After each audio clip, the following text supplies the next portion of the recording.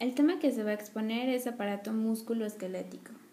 Vamos a enfocarnos en anatomía, fisiología y otros conceptos importantes que se irán mencionando. El primer punto que vamos a tocar es cráneo.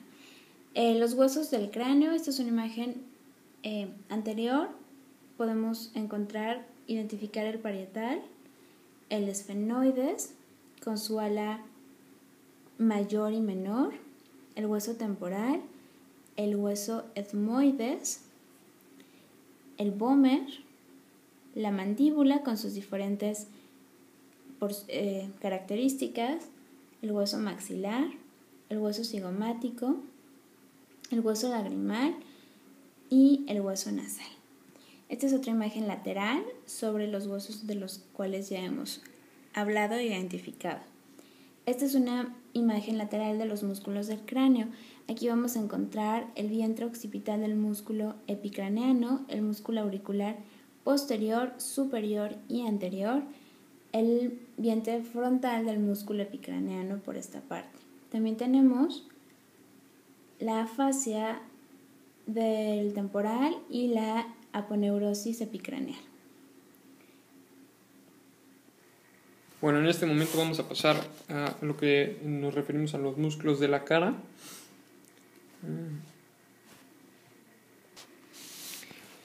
Bueno, aquí encontramos particularmente en esta imagen pues todos los músculos que conforman a la fascia o a la cara, ¿no? A los músculos faciales. Sin embargo, pues vamos a resaltar quizá los más importantes como el risorio, el orbicular de la boca, el depresor del ángulo de la boca, el músculo depresor del labio inferior, el bucinador, que es el que nos hace chiflar, el músculo elevador del labio superior, el músculo nasal, el músculo orbitario inferior y el vientre frontal del músculo epicantero. Todos estos tienen una distribución en especial que, veremos su aplicación más adelante. Sin embargo, pues es recordar un poco su anatomía y pues las funciones que tienen de la expresión facial. Vamos a cambiar un poco. Aquí tenemos la irrigación. Es importante nada más recordar, ¿no? Que toda la irrigación facial viene directamente de la carótida externa y pues aquí está ejemplificado cuáles son sus ramas, ¿no? Vamos a señalar la arteria maxilar, auricular posterior, arteria transversal facial, de la língula, arteria facial, arteria faríngea descendente y arteria temporal superficial. Es importante también recordar, aunque no es nuestro tema, sin embargo, cómo están inervados las diferentes regiones de la cara. Todo esto con el sentido de que, uno vamos a poder explorar los pares craneales, en especial el trigémino y el facial, y buscando diferentes sintomatologías siempre, ¿no? Recordando también cómo pedirle al paciente, ¿no? Que frunza el ceño, que infle los cachetes, que mueva las cejas y que sonría, ¿no? Todo esto, pues como les digo, en semiología, buscar lesión neurológica. Aquí ejemplificamos la ramificación del nervio facial. Y la aplicación que quizá sea también de gran importancia es en la situación quirúrgica, la resección de nevos, fibromas laxos, etcétera, ¿no? Que se pueden presentar en la cara, y seguir siempre una línea de expresión o seguir las líneas de expresión y, como lo indica aquí el párrafo, seguir la línea de incisión en una manera elíptica. ¿Ok? La siguiente región a estudiar es el cuello. En el cuello, esta es una visión anterior de las vértebras cervicales. Vamos a encontrar atlas, que es C1, axis, que es C2, C3, C4, C5, C6 y C7. Esta es una imagen de los ligamentos craneocervicales externos. Está la membrana atlanto-occipital anterior, la membrana atlanto-occipital posterior, el ligamento longitudinal anterior, la cápsula de la articulación atlantoaxial y la cápsula de la articulación cigoapofisiaria, C3, C4. Esta es una imagen lateral. Encontramos, aparte de lo ya mencionado, los ligamentos amarillos, el ligamento nucal, y aquí se ejemplifican los discos intervertebrales. Esta es una imagen de los músculos del cuello con una vista lateral. Encontramos el músculo hiogloso, el músculo miloioideo, el músculo digástrico en su vientre anterior, aquí está el músculo digástrico en su vientre posterior, el músculo estiloioideo, el músculo tiroioideo, el músculo homoioideo en su vientre superior, el músculo esternoioideo, el músculo constrictor inferior de la faringe, el músculo esternotiroideo. Aquí está el músculo trapecio, el músculo constrictor de la faringe medio, el músculo largo de la cabeza, el músculo esplenio, el músculo esternocleidomastoideo, el elevador de la escápula y los músculos escalenos en su porción posterior, media y anterior. Por último, tenemos una imagen de los músculos y huesos posteriores, escalenos y paravertebrales. Tenemos la apófisis del hueso, apófisis yugular del hueso occipital, la apófisis mastoides, la apófisis estiloides, el músculo largo de la cabeza, las vértebras que ya habíamos mencionado, el tubérculo posterior de la apófisis, la apófisis transversa del atlas, el cóndilo del occipital, los tubérculos de las apófisis transversas, aquí están, y también tenemos músculos, el músculo largo de la cabeza, el músculo largo del cuello, los músculos escalenos, el músculo recto anterior de la cabeza, el músculo recto lateral de la cabeza, las porciones de origen del músculo escaleno anterior, los músculos escalenos medio y posterior, el músculo escaleno anterior. Aquí vamos a pasar a lo que es referente a tronco. En el aparato esquelético es importante recordar que las vértebras torácicas, que van de la 1 a la 12, forman pues principalmente el nacimiento de toda la caja del tórax.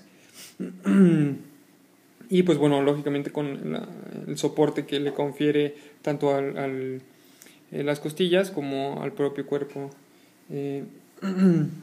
Lógicamente, pues recordar también que en la anatomía posterior, pues vamos a encontrar todas las estructuras y musculares que sostienen a la propia columna, ¿no? Más adelante, cuando hablemos de espalda, las mencionaremos. Bien, ahora vemos de frente todo lo que es la parrilla costal. Recordar que tenemos 12 costillas. Lógicamente hay 7 que son costillas verdaderas, como podemos ver aquí, y el resto son falsas. Las costillas verdaderas, pues recordar que vienen de la unión o se unen realmente al esternón, y las costillas falsas pues no tienen una articulación propia con el esternón. Finalmente, pues hablando un poco más en la situación fisiológica, pues recordar que es una caja de protección, además de que pues tiene propiedades de expansión para la respiración, y alberga pues todos los órganos cardiopulmonares. Una aplicación importante que podemos ver en cuanto a la semiología del cardiotorácica, pues va a ser la forma en la que vemos al tórax, ¿no? Recordar siempre los tipos de tórax: el normotórax o tórax normal, ¿no? El pectum excavatum, ¿no? El tórax hendido, y aquí están todas las diferentes formas de tórax que pueden ser patológicas. Encontramos obviamente, hablando lógicamente de la musculatura propia del tórax, vamos a hablar sobre todo de la región que abarca el pectoral mayor, el pectoral menor, los músculos los serratos, y obviamente pues bueno, con las características también de los intercostales, que nos ayudan o son accesorios a la respiración. Me estoy trabando. Ahora vamos a hablar del abdomen. Vamos a ver que está delimitado por el diafragma en la parte superior, músculos, que adelante hablaremos de ellos, y el estrecho superior de la pelvis. Va a proteger a diversas estructuras abdominales como el hígado, el colon, el intestino delgado, estómago, vaso, entre otras. Sus paredes va a tener como paredes inferiores la pelvis, los bordes costales y las vértebras lumbares. Todo esto va a dar como la estructura ósea del abdomen. También va a tener paredes musculares. En las paredes musculares vamos a encontrar a los oblicuos, al transverso del abdomen, a los cuadrados de los lomos y al recto del abdomen.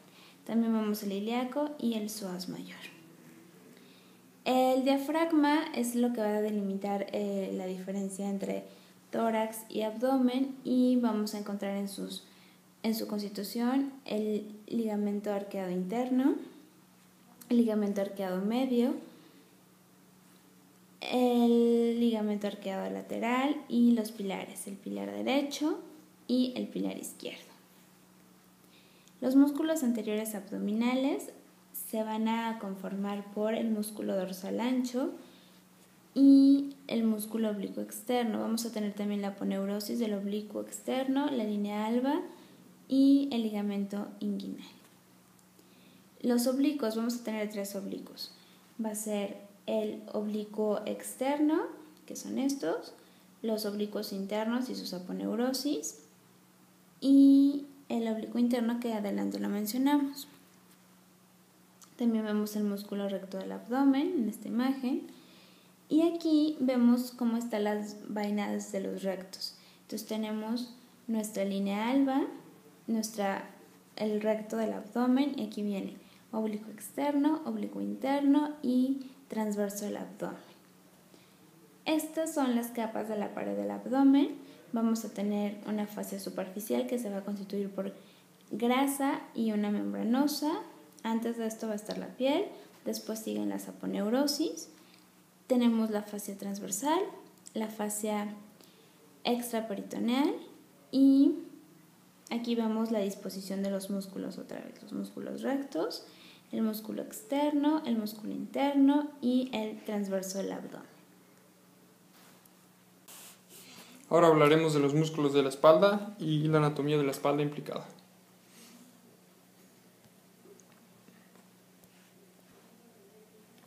Recordar que la espalda es de los grupos musculares más grandes y más potentes que hay en todo el sistema musculoesquelético.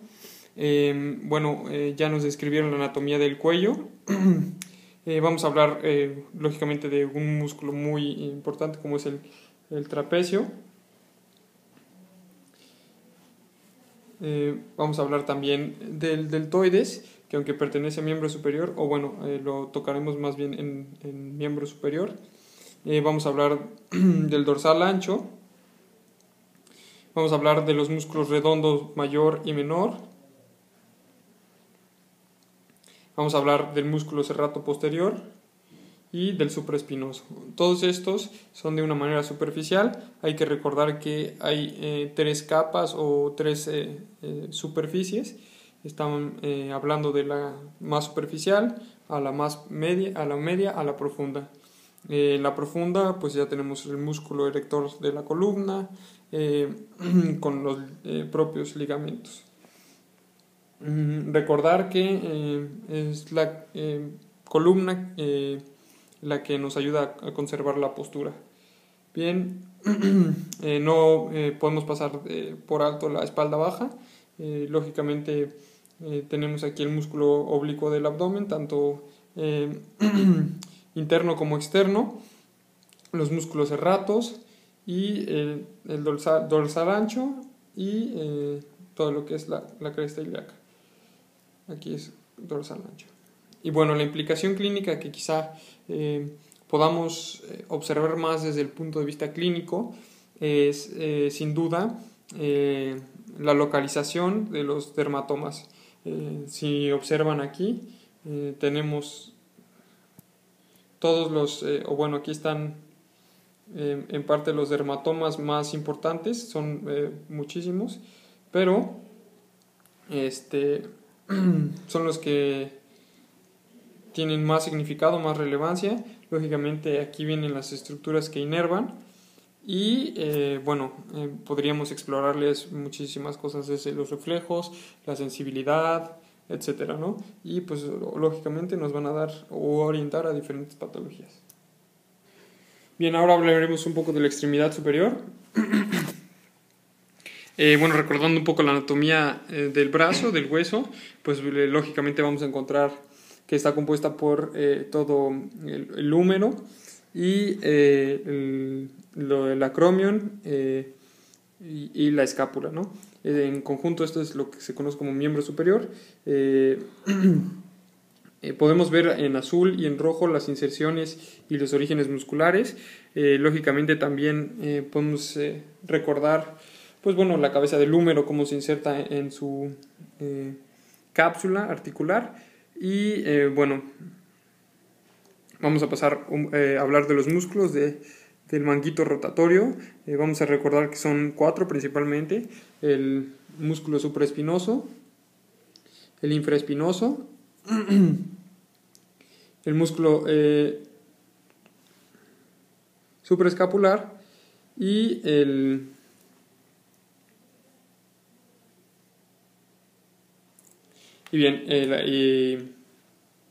sí.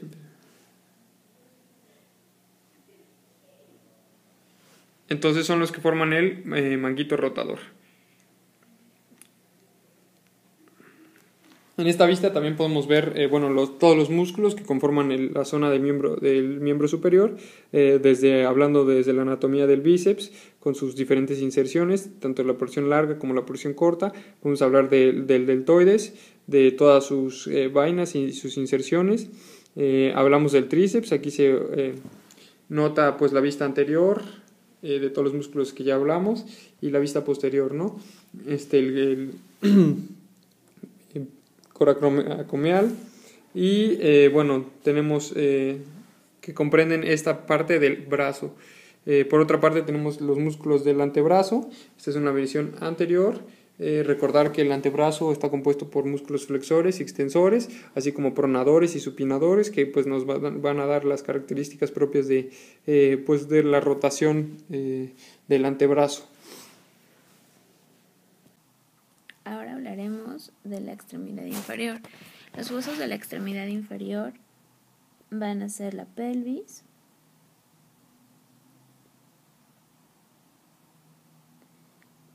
el fémur, la rótula, tibia, peroné y los huesos del pie. En la anatomía regional del fémur vamos a encontrar la cabeza, el cuello, el trocánter mayor, la zona de inserción para el glúteo menor, el trocánter menor y la diáfisis. Dentro de las cosas más importantes, en la parte distal tenemos el tubérculo aductor, el epicóndilo medial, la superficie rotuliana y el epicóndilo lateral. En esta vista vemos el cóndilo lateral, el tubérculo abductor, el cóndilo medial y la fosa intercondilia. En la tibia proximal vamos a encontrar los tubérculos de la eminencia intercondilia, el cóndilo medial, el cóndilo lateral, la tuberosidad tibial, la diáfisis de la tibia. En el peroné proximal vamos a encontrar la carilla para la articulación de la superficie interior del cóndilo lateral de la tibia, la cabeza, el cuello, la apófisis estiloides, dentro de las estructuras más importantes, y la diáfisis por aquí. Para que la tibia y el peroné se unan, se necesita la membrana interósea. Y también tenemos el ligamento tibio peroneo anterior, y eso es lo que nos permite que se puedan mover uno sobre el otro. Los huesos del pie, vamos a tener las falanges, los metatarsos y los huesos del tarso, que se van a distinguir en tres: una fila distal, un hueso intermedio y una fila proximal. La fila distal van a ser los cuneiformes, con el medial, intermedio y lateral, el cuboide. El hueso intermedio es el navicular, y en la fila proximal tenemos el astrálago, y aquí también se forma la articulación subastragalina. Tenemos por último el calcáneo. Esta es la rodilla y son las partes que la conforman. Tenemos la región intercondílea, tenemos la tuberosidad y tenemos la articulación con el menisco lateral.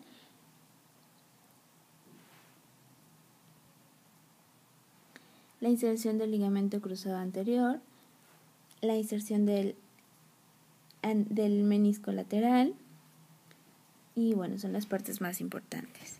Dentro de los músculos vamos a dividir al muslo en compartimiento anterior y posterior. En el anterior, los más importantes que tenemos es la cabeza refleja del recto femoral, la cabeza recta del recto femoral, el vasto lateral, el recto femoral, el certorio, el vasto medial. Aquí vamos a tener la inserción de la pata de ganso y se va a componer por tres: certorio, grácil y semitendinoso.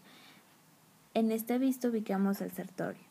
En el compartimiento medial vamos a tener al obturador externo, al abductor mayor, al pectíneo, al abductor corto y al aductor largo. Y en la parte medial encontramos al grácil, que es otra de las que conforman la pata de ganso. Por último, en el compartimiento posterior vamos a tener al cuadrado femoral, al aductor mayor, la cabeza larga del bíceps femoral y la parte isquiotibial del aductor mayor, y el último músculo que integra la pata de ganso, que es el semitendinoso. En los músculos posteriores de tibia y peroneo vamos a tener el sóleo y el gastrocnemio, y en los profundos vamos a encontrar al tibial posterior, el flexor largo de los dedos, el flexor largo del dedo corto. Ahora, los músculos del pie los vamos a dividir en 4 capas. En la primera vamos a encontrar el extensor corto de los dedos. En la que sigue vamos a tener al aductor del quinto dedo, al aductor del dedo gordo, al flexor corto de los dedos. En la tercera capa vamos a tener a los músculos lumbricales y al cuadrado plantar. También tenemos el flexor largo de los dedos, flexor largo del dedo gordo. Y por último tenemos al tercer interoso plantar, al primer músculo interoso dorsal. Y listo, ahora vamos con la fisiología de la contracción. Dentro de la fisiología de la contracción vamos a ubicar primero cómo se conforma. Tenemos al músculo, que se va a componer por un fascículo muscular. A su vez, el fascículo muscular se va a dividir en una fibra muscular, y la fibra muscular nos va a dar la miofibrilla. En la miofibrilla podemos encontrar varias estructuras: la banda H, el disco Z, que son estos, la banda A, que tiene la miosina, que es esta, y la banda I, que se conforma por la actina. Estas estructuras, disco Z, banda H y banda I, son las que van a estar más relacionadas al momento de la contracción. Lo que hay entre un disco Z y otro disco Z es lo que se conoce como sarcómero, y es el sarcómero el que disminuye de tamaño al momento de la contracción.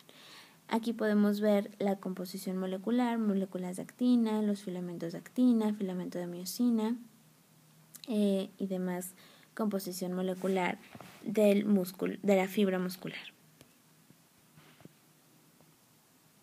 Esta es una fibra de actina. Como se ve su composición, va a estar unida a los discos Z y va a tener varios complejos que la constituyen. Entre ellos tenemos en la misma actina, tenemos a la tropomiosina. La tropomiosina está enlazada con la actina, está como en una trenza. Y la acción de la tropomiosina es inhibir los puntos activos de la actina. Al no exponerlos, no se da la contracción. También tenemos a la troponina. La troponina se va a componer por 3 estructuras. Va a ser la troponina I. La troponina I se va a unir directamente a la actina, la troponina T, que se une a la tropomiosina, y la troponina C, que se va a unir al calcio. Y es esta la que interviene en la contracción muscular. Aquí podemos ver el filamento de miosina. Se va a dividir en una cola y en una cabeza. La cola se va a conformar por 2 cadenas pesadas, mientras que la cabeza se le va a unir a las cadenas pesadas las cadenas ligeras. Esto se traduce aquí en que vamos a tener el cuerpo, y el cuerpo va a estar formado por lo que es la cola.